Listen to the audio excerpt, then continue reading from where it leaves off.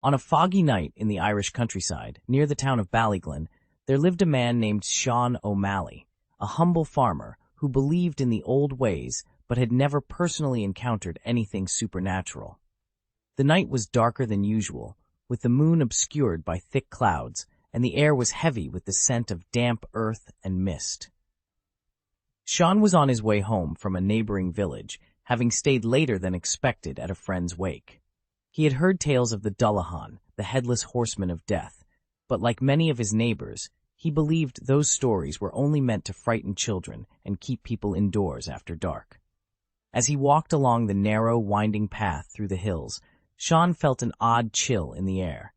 The usual sounds of nocturnal animals, owls, crickets, and rustling leaves, had gone silent. The only noise was the distant sound of hoofbeats, faint at first, but growing louder with every passing second.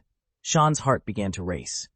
He quickened his pace, trying to convince himself that it was just a passing traveler or someone leading their horse home.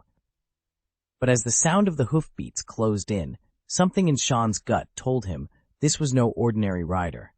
The rhythm of the galloping horse was unnaturally fast, like the clattering of a dozen hooves instead of 4.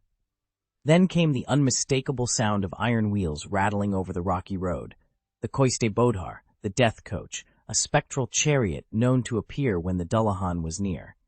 Sean froze, unsure whether to run or hide. Before he could decide, the black shape of a horse and rider emerged from the mist, charging down the path.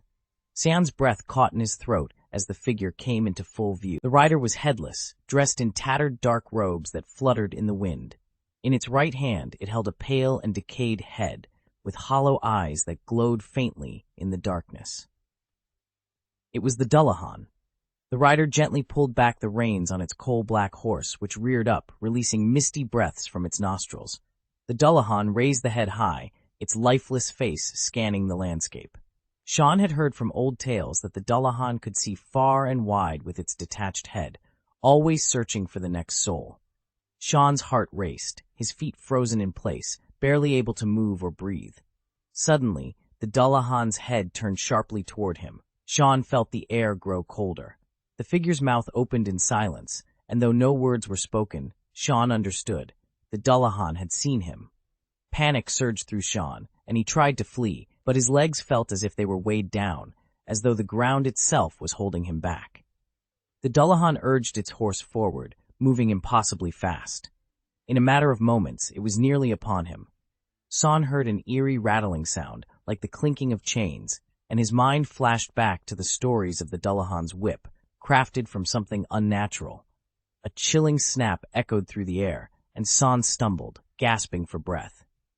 As the Dullahan drew nearer, lifting the head higher, Sean could see its unsettling grin, with eyes glowing like embers as they scanned him, cold and indifferent.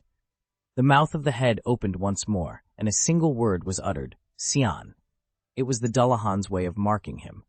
In the old stories, the Dullahan only spoke when it had chosen someone, and now it had called Sean's name. For a moment, nothing happened.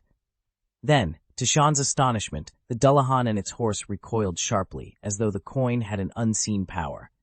The ghostly rider let out a strange, guttural sound, making Sean's skin prickle. The head it held pulled back, and its glowing eyes narrowed. But the gold had done its job. The Dullahan could not come any closer. It tugged on the reins, and with one last lingering look, it turned and galloped away into the mist, vanishing as swiftly as it had appeared. Sean collapsed to the ground, struggling to catch his breath, his heart racing. He stayed there for what felt like an eternity, too shaken to move, afraid the Dullahan might return. When he finally found the strength to rise, the night was calm, and the mist had started to clear.